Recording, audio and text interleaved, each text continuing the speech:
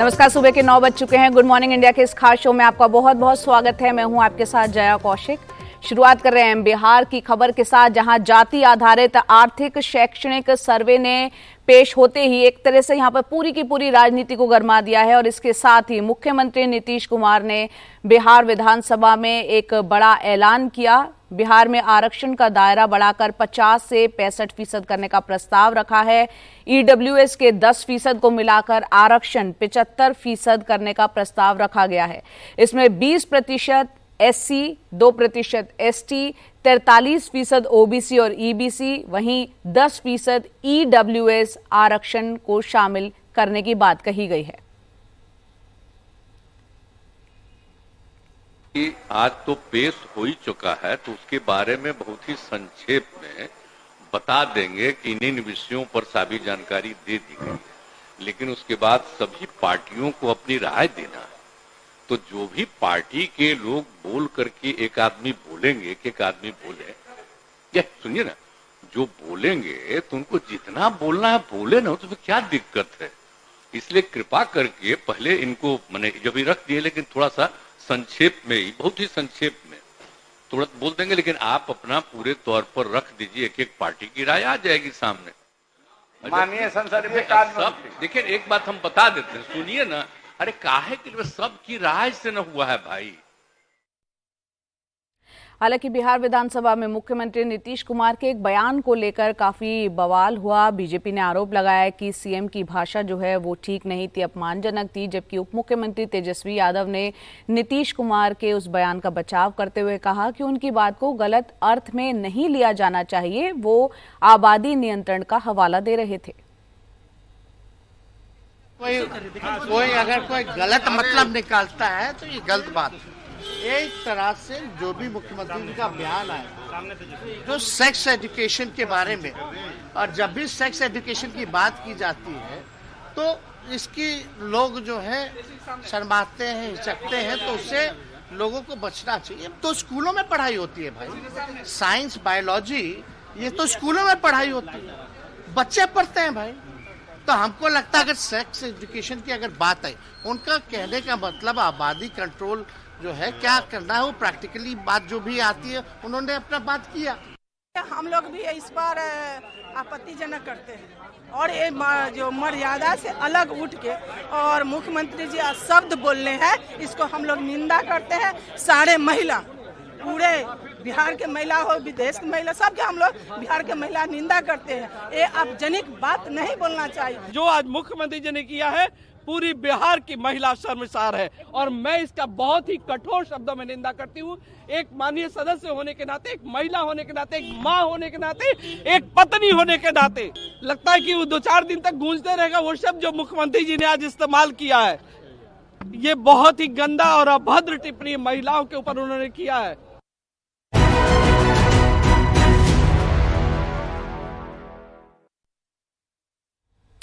तो कल छत्तीसगढ़ के पहले चरण का मतदान हुआ। मिजोरम की 40 सीटों के लिए हुआ, छत्तीसगढ़ की 20 सीटों के लिए। अभी आने वाले वक्त में बाकी राज्यों के चुनाव के लिए तमाम पार्टियां जो है अपनी पुरजोर कोशिश कर रही हैं, पूरी ताकत लगा रही हैं।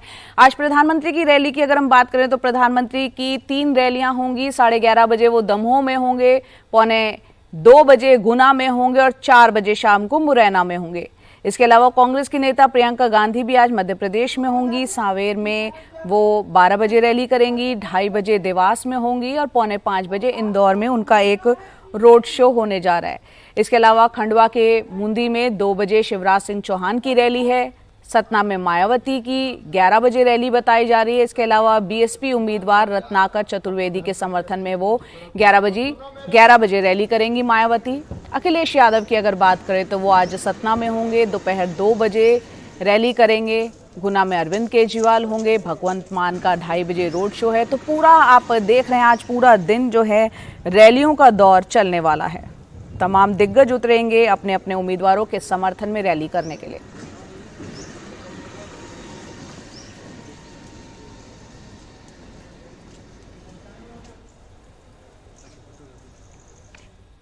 मध्य प्रदेश के उज्जैन में महाकाल लोक बनने के बाद यहां श्रद्धालुओं की भीड़ पहले से ज्यादा है। हाल ही में प्रधानमंत्री ने महाकाल लोक के पहले चरण को पूरा होने पर इसका भव्य उद्घाटन किया था और इसके दूसरे चरण में निर्माण का काम तेजी से जारी है। एनडीटीवी चुनावी कवरेज के तहत उज्जैन पहुंची हमारी टीम तो महाकाल लोक और उसके आसपास के हालात को जानने की उन्होंने कोशिश की। मंदिर की जो पुजारी माधुरी सोलंकी क्या कहती हैं महाकाल मंदिर के विस्तार के बाद हो रहे बदलावों के बारे में, आइए देखते हैं। हमारी सहयोगी मारिया शकील ने उनसे बातचीत की, वो सुनते हैं। माधुरी जी, अभी हम यहाँ पर ये महाकाल कॉरिडोर में हैं। महाकाल लोक बोलते हैं। इसने तो उज्जैन की शक्ल बदल दी। बिल्कुल मैम, बिल्कुल पूरी तरह से उज्जैन को बदल दिया है इसने। उज्जैन का चेहरा पूरी तरह से बदल गया है। किसी ज़माने में उज्जैन एक बिल्कुल छोटा सा शहर लगता था, एक महाकाल मंदिर ही एक अट्रैक्शन था लोगों को, पर अब जब से महाकाल लोक बना है तो उज्जैन पूरी तरह से उज्जैन की शक्ल बदल चुकी है। हम चुनाव कवर करने आए हैं तो उसकी भी चर्चा होनी चाहिए। इस बार चुनाव में मुद्दा क्या है? चुनाव में मुद्दा एक्चुअली मेरे हिसाब से तो महिला जागरण होना चाहिए और बच्चों के लिए कुछ होना चाहिए। मेरे हिसाब से मैं चाहती हूँ कि महिलाओं के लिए कुछ हो। केवल पैसा दे देना महिलाओं को या केवल महिलाओं को केवल कुछ चीज़ें दे देना, उससे आप वोट नहीं जीत सकते। आपको वोट जीतना होगा उनके बीच में आकर उनकी समस्याओं को समझने का। तो क्या समस्याएं हैं? बहुत सारी समस्याएं मैडम, महिलाओं की समस्याएं हैं, घरेलू समस्याएं हैं उनकी अपनी। महिलाओं की अपनी समस्याएं हैं कि वे बाहर नहीं निकल पाते, स्पेशली इस तरह के यहाँ माहौल में। और जहाँ तक मैं समझती हूँ कि अभी भी महिलाओं में अशिक्षा का बहुत बड़ा जोर है। मतलब बहुत ज़्यादा महिलाएं पढ़ नहीं पाती हैं। घर से हम ग्रामीण इलाके में भी मैं जाती हूँ प्रेस एज ए पुरोहित और हवन आदि करवाने के लिए, तो वहाँ देखती हूँ मैं कि महिलाएं ज़्यादा पढ़ी लिखी नहीं है और उनको यहाँ तक कि उनको अपने अधिकारों के बारे में भी पता नहीं है। तो आपको लगता है महिला अधिकार जी अहम मुद्दा है इस चुनाव में? बिल्कुल होना चाहिए। ये आपने ये भी कहा कि ये महाकाल लोक या कॉरिडोर बनने के बाद पूरे उज्जैन की शक्ल बदल गई। बहुत सारी अपॉर्चुनिटीज़ आई हैं यहाँ पर, क्योंकि हम लोगों ने बात किया कुछ होटेलियर्स से, उन लोग बता रहे हैं होटल्स भी खुले हैं, वो सब। आपकी ज़िंदगी में क्या फ़र्क पड़ा है? मेरी जिंदगी, आप पुरोहित हैं जी, मेरी ज़िंदगी में फ़र्क पड़ा है कि मतलब मैं क्योंकि भक्ति मार्ग से जुड़ी हुई हूँ, तो मेरी ज़िंदगी में फ़र्क पड़ा है कि लोग भक्ति की तरफ और ज़्यादा बढ़ गए हैं और लोग आध्यात्म की तरफ ज़्यादा बढ़ने लगे हैं महाकाल लोक बनने के बाद। एक पर्यटन दृष्टि से तो ठीक है, एक मतलब है, पर लोग धर्म की तरफ ज़्यादा बढ़ने लगे हैं। ये मैंने देखा है उज्जैन में महाकाल लोक बनने के बाद। और वहीं मध्य प्रदेश की सबसे कम उम्र की महिला सरपंच है 23 साल की लक्षिका, जिनका दावा है कि वो रबर स्टैम्प सरपंच नहीं है। महिला आरक्षण बिल से महिलाओं के जीवन में क्या फर्क पड़ने वाला है, लक्षिका ने एनडीटीवी से खास बातचीत में क्या कुछ कहा, वो सुनते हैं। कि जो महिला सरपंच हैं बहुत सारे स्टेट्स में हैं, वो सब रबर स्टैम्प है। वो अपना खुद का निर्णय नहीं लेती और जो घर में पुरुष होते हैं, जो पति होते हैं या पिता होते हैं, उन्हीं वही डिसाइड करते हैं कि क्या होगा। हाँ जी, ये सोच के साथ भी मैं खड़ी हुई थी, क्योंकि जब हमारा चुनाव में मुद्दा भी यही उठा था कि जो बाकी महिलाएं हैं वो कहीं ना कहीं अपने पति हस्बैंड पे डिपेंड हो सकती है, बट हमारा ये था कि नहीं, मैं बैठूंगी यहाँ पर और मैं डिसीजन लूँगी, जो मुझे सही लगेगा मैं वो करूँगी। हाँ ज़रूर, ऐसा नहीं कि मैं मतलब मैं छोटी हूँ तो ऑब्वियसली मैं फैमिली वालों की बात तो सुनूँगी और उनका निर्णय भी मैं मानूंगी। तो ऐसा कि थोड़े डिसीजंस मैं उन पे भी रखती हूँ कि वो एक्सपीरियंस है और थोड़े मैं अपने हिसाब से भी देखती हूँ कि एक यंग सरपंच लड़की चला रही है तो वो पंचायत को किस डिफरेंट वे में चला सकती है। तो क्या किया है आपने नया यही रहा है कि पहले यहाँ पे पंचायत खुली नहीं रहती थी, यहाँ पे पंचायत में ताला लगा हुआ रहता था, तो अब मैं बैठती हूँ यहाँ पे पूरी तरीके से और पंचायत को खुद से रन करती हूँ। साथ ही महिलाएं अब ज़्यादा बेहतर तरीके से आ पाती हैं, लीडर होकर अपनी बात कह पाती हैं। इस चुनाव में भाजपा भी महिलाओं के लिए बहुत सारे स्कीम्स की अनाउंसमेंट किया है उन्होंने। शिवराज सिंह चौहान ने पैसे भी ट्रांसफ़र करवाए हैं लाडली योजना में, लाडली बहना योजना में, और दूसरे तरफ कमलनाथ जी ने भी काफ़ी अनाउंसमेंट्स किए हैं। तो महिलाओं पे तो बहुत ज़्यादा फोकस है, तो फिर क्या समझाती हैं महिलाओं को? देखिए, चुनाव में मुद्दा ही महिलाएं रहती हैं, हमेशा महिलाओं की तरफ आकर्षित करने के लिए नई नई योजनाएं लेकर आते हैं। वोट्स के लिए महिलाओं को एकत्रित कर रहे हैं, बाकी महिलाओं से आपका कोई लेना देना नहीं है। आप महिलाओं को आगे बढ़ाने के लिए नहीं कर रहे हैं, बल्कि आप अपने वोट गेन करके आप खुद आगे बढ़ना चाहते हैं, इसलिए कर रहे हैं। तो मेरी यही राय रहेगी कि महिलाओं को ये सोच समझ के उनको वोट देना चाहिए कि कौन सी पार्टी सचमुच हमें आगे बढ़ाना चाहती है या सिर्फ हमें एक वोट बैंक समझ के आगे बढ़ाना चाहती है। तो जो योजनाएं हैं, क्योंकि आप सरपंच हैं तो डिस्ट्रीब्यूशन का भी जिम्मेदारी होता होगा आपका कि सही योजना सही घर में पहुंचे और सही वक्त पे इम्प्लीमेंट हो। हाँ जी, ये भी रहता है और मेन यही फोकस रहता है कि जो सबसे ज़्यादा नीडी लोग हैं उन तक पहुँचे, क्योंकि मेन मोटिव यह भी रहता है गरीबों तक योजनाएं नहीं पहुँच पाती है, बीच में ही उस योजनाओं को मतलब ऐसा रहता है जो बीचवान बोलते हैं वो उसको साफ कर देते हैं। महिलाएं आजकल खुद इतनी आत्मनिर्भर हो गई हैं, वो खुद पंचायत में आके बोलती है हमें योजना का लाभ चाहिए। तो इससे ये पता चलता है कि महिलाएं इस बार सही लोगों को ही वोट देगी और सही तरीके से देंगे। और अभी महिला आरक्षण बिल भी पास हुआ, उस पर बहुत चर्चा हुई, बहुत ही एक्साइटमेंट भी था। भाजपा बोल रही है कि पहली बार ये हुआ है और बिल्कुल सही बोल रही है, क्योंकि वो पहली बार इस तरह का मौका मिलेगा, लेकिन महिलाओं को इंतज़ार करना पड़ेगा। हाँ जी, ये आरक्षण का रिजर्वेशन की वजह से मैं आज खुद यहाँ खड़ी हूँ, क्योंकि अगर फीमेल सीट नहीं आती तो मुझे नहीं लगता मेरी फैमिली वाले मुझे यहाँ खड़ा करते हैं। तो मेन रीज़न ये बहुत अच्छा है कि रिजर्वेशन दे रहे हैं महिलाओं को और महिलाओं को आगे बढ़ा रहे हैं, और कहीं ना कहीं महिलाएं आगे बढ़ भी रही हैं, वो खुद पार्टीज़ में आना चाह रही हैं, खुद इलेक्शंस लड़ना चाह रही हैं। तो अच्छा है, ये रिजर्वेशन आना बहुत अच्छी बात है। राजस्थान में एक चुनावी रोड शो के दौरान बाल बाल बचे। राजस्थान के डीडवाना में एक रोड शो के दौरान अमित शाह का चुनावी रथ बिजली के नंगे तारों से जाकर उलझ गया। अमित शाह तब डांकोली मोहल्ले से गुजर रहे थे। जैसे ही रथ बिजली के तार से टकराया, तेज स्पार्किंग हुई और बिजली का तार टूट गया। हालांकि अमित शाह उस वक्त रथ पर सवार थे और गनीमत ये रही कि एक बड़ा हादसा यहाँ होते होते टल गया।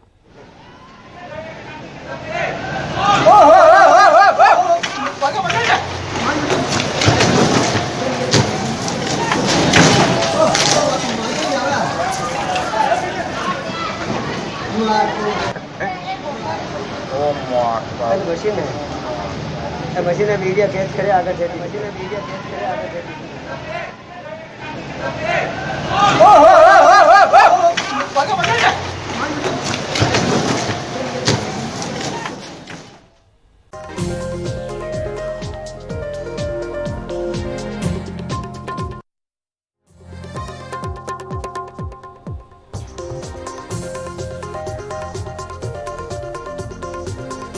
और अब बात करते हैं वायु प्रदूषण की। किस तरह दिल्ली, एनसीआर तमाम कई राज्यों में दम घोटू हवा बढ़ा रही है सांस लेने में तकलीफें।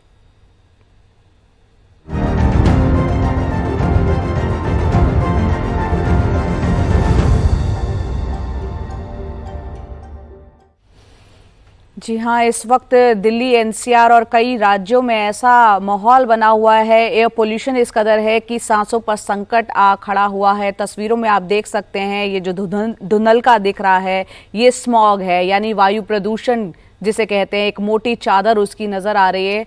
दिल्ली में प्रदूषण के हालात जो है अभी भी अति गंभीर श्रेणी में बने हुए हैं। आज सुबह दिल्ली और एनसीआर का एयर क्वालिटी इंडेक्स फिर से भयावह तस्वीर लेकर आया। दिल्ली एनसीआर में आज औसत AQI 350 के पार है। दिल्ली में 418, ग्रेटर नोएडा 474, नोएडा 382, इसके अलावा गाजियाबाद 379, फरीदाबाद 390, गुरुग्राम 368। ये AQI एयर क्वालिटी इंडेक्स की हम बात कर रहे हैं। और दिल्ली के अलग अलग इलाकों की अगर हम बात करें तो बवाना में 462, पंजाबी बाग में 460, इसके अलावा नरेला में 448, रोहिणी में 451, आनंद विहार में 452। ये एयर क्वालिटी इंडेक्स यानी कि वायु की गुणवत्ता इस वक्त जिस हवा में आप सांस ले रहे हैं, किस तरह की हवा इस वक्त बाहर है आप समझ सकते हैं। और किस तरह का हाल है, अक्षरधाम पहुंचे हमारे सहयोगी शुभांग ठाकुर, देखते हैं उनकी रिपोर्ट। दिल्ली में बढ़ते प्रदूषण की रफ्तार कम होती दिखाई नहीं दे रही। दिल्ली का आज का औसतन AQI 421 पर है। इस वक्त मैं दिल्ली के अक्षरधाम टेम्पल के सामने मौजूद हूँ। अगर आपको मैं तस्वीरें दिखाऊं तो आपको जो दिल्ली का अक्षरधाम मंदिर है वो शायद ही नज़र आएगा, क्योंकि हर तरफ धूल और धुंध का गुबार है। हर तरफ यही हाल है, यही स्थिति है, लोगों को सांस लेने में तकलीफ हो रही है। हालांकि दिल्ली में सुप्रीम कोर्ट ने पटाखों पर तो बैन लगा दिया था, लेकिन उसके बावजूद दिल्ली में जो पटाखे हैं लोगों ने उन्हें फोड़ना शुरू कर दिया है, जिसकी वजह से आप देख सकते हैं कि प्रदूषण अब फिर से बढ़ रहा है। ग्रैब का चौथा चरण तो लागू कर दिया गया है, लेकिन अभी तक किसी भी तरीके से जो सुधार देखने के लिए था वो नहीं आ सकता। आप देख सकते हैं सामने से गाड़ियाँ आपको दूर से दिखाई नहीं देंगी। फॉग लाइट गाड़ियों में इस्तेमाल करना अनिवार्य हो गया है, नहीं तो एक्सीडेंट्स का जो खतरा है वो बना रहता है। लगातार ये तस्वीरें आपको दिखाई जा रही है। लोगों को ये बताया जा रहा है कि सुबह के समय आप बाहर ना निकले, क्योंकि लोगों को सांस लेने में भी तकलीफ हो रही है, आंखों में जलन हो जाती है जब आप पूरे दिन बाहर रहते हैं। ऐसे में जो लोग पूरे दिन बाहर रहकर काम करते हैं उनके लिए एक बड़ी समस्या बन जाती है। कल सुप्रीम कोर्ट ने ये ऑर्डर दिया कि जो हरियाणा की सरकार है, राजस्थान की सरकार है और जो अन्य सरकारें हैं, इन सभी सरकारों को पराली जलाने पर पाबंदी है, पराली जलाने पर इनको रोक लगाने की ज़रूरत है। इसके लिए उन्होंने जो थाना प्रभारी होते हैं उन्हें निर्देश किया है कि वो इस बात का ध्यान रखें कि अगर पराली जाई जाती है तो उनसे सवाल पूछे जाएंगे। वहीं दिल्ली के पर्यावरण मंत्री गोपाल राय ने भी एक बैठक बुलाई थी। उस बैठक को बुलाने का कारण यही था कि वो बढ़ते प्रदूषण पर बात करेंगे और साथ ही साथ जो पुलिस प्रशासन है उनके साथ ये मीटिंग बुलाई गई थी और ईवन को लेकर के, लेकिन सुप्रीम कोर्ट के फैसले से वो रुक गए। अब सुप्रीम कोर्ट ही फैसले लेने के बाद ही जो आम आदमी पार्टी है, जो दिल्ली की सरकार है या गोपाल राय है, वो ऑड इवन पर फैसला लेंगे। लगातार ज़रूरी हो गया है कि कुछ ऐसे कड़े जो पाबंदियां हैं उन्हें लगाया जाए ताकि लोगों को साफ हवा मिल सके। शुभांग सिंह ठाकुर, एनडीटीवी, दिल्ली। प्रदेश की सर्वोच्च अदालत सुप्रीम कोर्ट ने प्रदूषण के मामले में सुनवाई करते हुए पराली को लेकर सख्त रुख अपनाया। कहा कि किसी भी सूरत में पराली नहीं जलनी चाहिए। अदालत ने कहा कि इस मामले में 5 राज्य सरकारें और केंद्र बैठक करे। इस मामले में अब शुक्रवार को अगली सुनवाई है। राज्यों के चीफ सेक्रेटरी और डीजीपी ये सुनिश्चित करें कि पराली जलाने की घटनाओं में स्थानीय एसएचओ को जिम्मेदार बनाया जाए।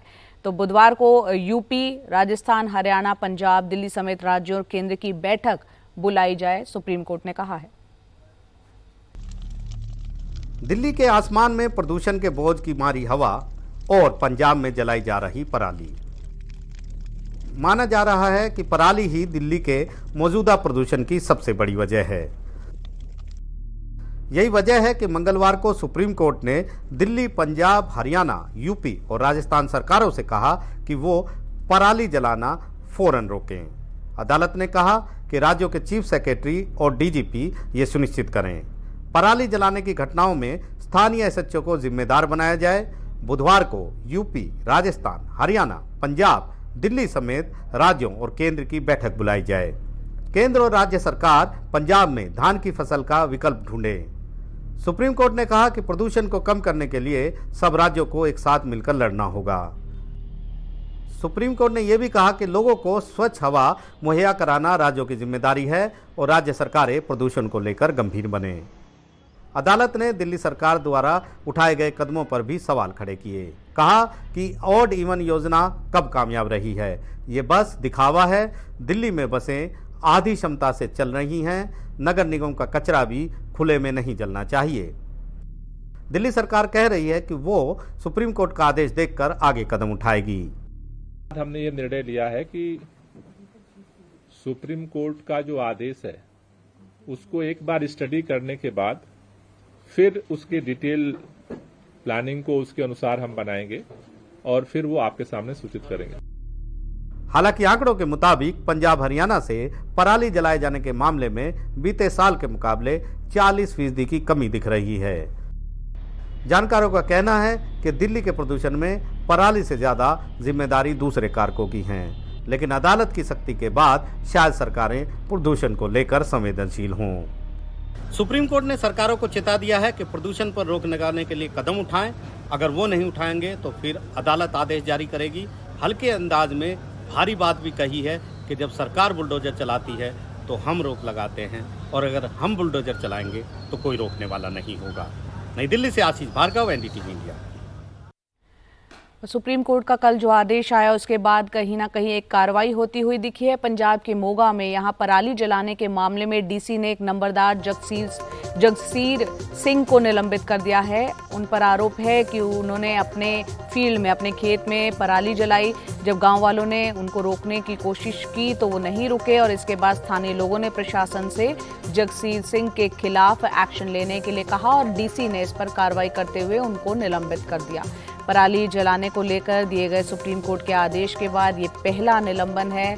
आपको बता दें कि कल ही सुप्रीम कोर्ट ने बढ़ते हुए प्रदूषण को लेकर सख्त टिप्पणी करते हुए राज्य सरकारों को कई आदेश दिए थे।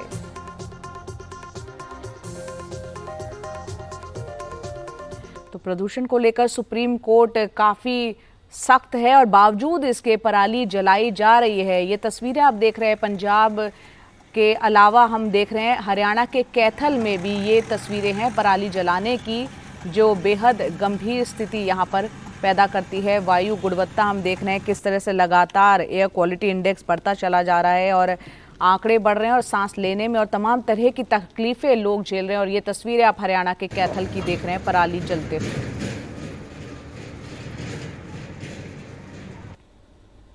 और दिल्ली एनसीआर में लगातार बढ़ते हुए प्रदूषण के चलते नोएडा में जिला प्रशासन ने स्कूल बंद करने का आदेश दिया है। नोएडा और गाजियाबाद में 9वीं तक के स्कूल 10 नवंबर तक बंद हैं। बढ़ते हुए प्रदूषण को देखते हुए ये फैसला लिया गया है। स्कूलों में ऑनलाइन क्लासेस जारी रहेंगी। 10वीं और 12वीं तक के छात्र 10वीं से 12वीं तक के छात्र स्कूल जाते रहेंगे। एनसीआर में ग्रैप 4 को लागू होने के बाद स्कूल बंद करने का यहाँ पर फैसला लिया गया।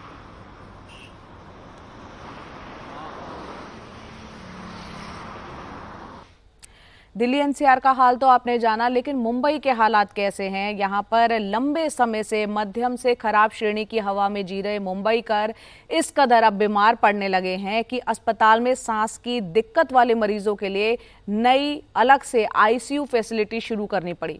वही रियलिटी चेक में हमने पाया कि कंस्ट्रक्शन साइट पर नियमों की अनदेखी खुलकर हो रही है। आइए देखते हैं रिपोर्ट।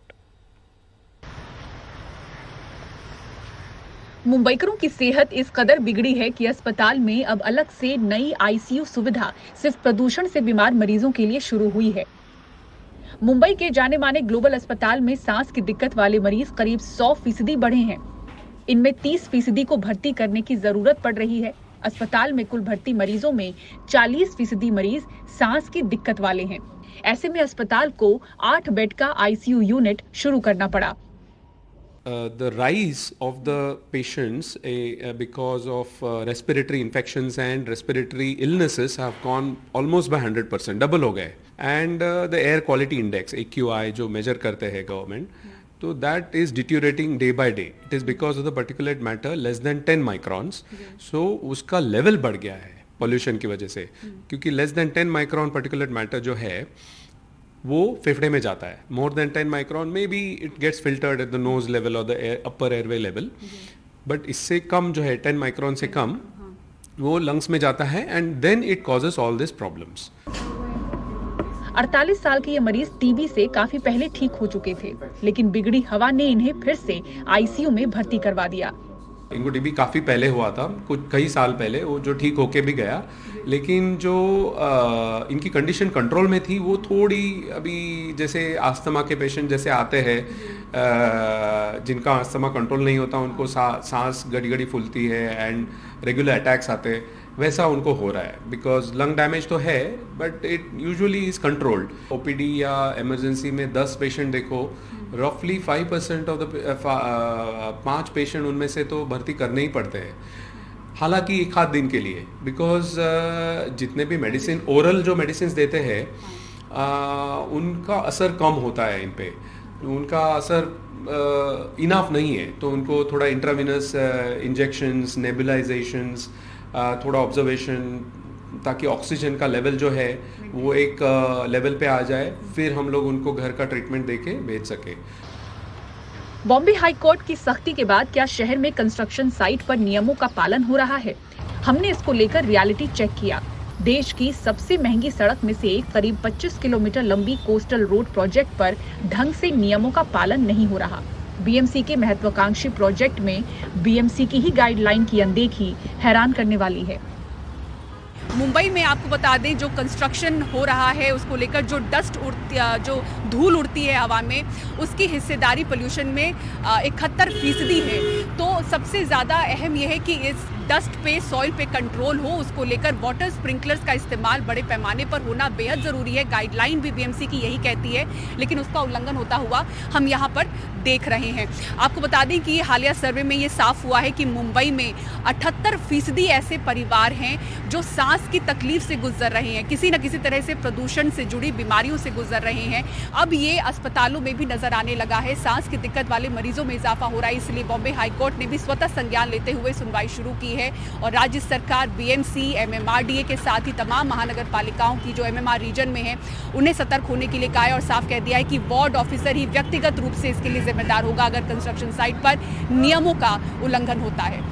मुंबई के हाजीली से कैमरा पर्सन संजय मंडल के साथ पूजा भारद्वाज, एनडीटीवी इंडिया।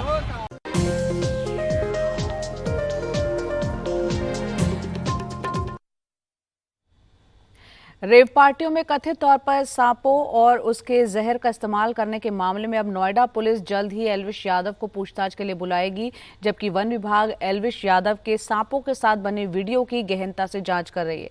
आइए देखते हैं हमारे सहयोगी रविश रंजन शुक्ला की रिपोर्ट।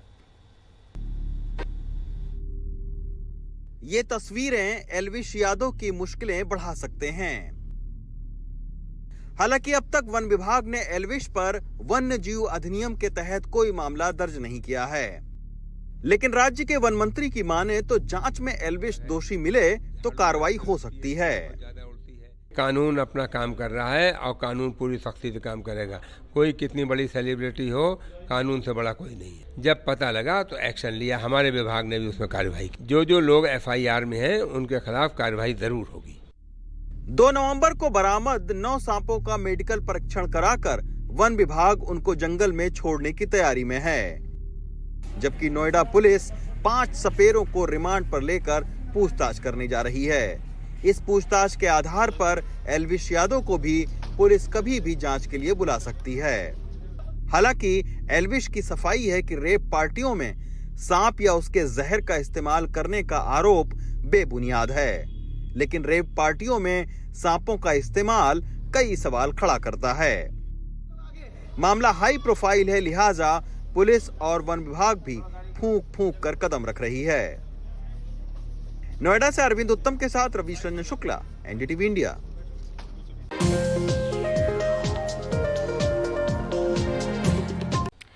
और अब बात करते हैं क्रिकेट की। मुंबई के वानखेड़े स्टेडियम में अफगानिस्तान और ऑस्ट्रेलिया के बीच रोमांचक मुकाबला देखने को मिला और यहां अफगानिस्तान की हार हुई।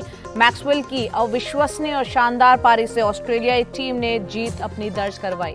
ऑस्ट्रेलिया ने अफगानिस्तान को 3 विकेट से हराया। 201 रन पर मैक्सवेल नॉट आउट रहे और ऑस्ट्रेलिया को जीत के लिए 292 रन बनाने थे। 100 रन से कम स्कोर पर ही ऑस्ट्रेलिया के 7 विकेट गिर चुके थे, जिसके बाद मैक्सवेल ने पैट क्यूमिंस के साथ 8वें विकेट के लिए नाबाद 201 रन की रिकॉर्ड साझेदारी कर ऑस्ट्रेलिया को सेमीफाइनल में पहुंचा दिया।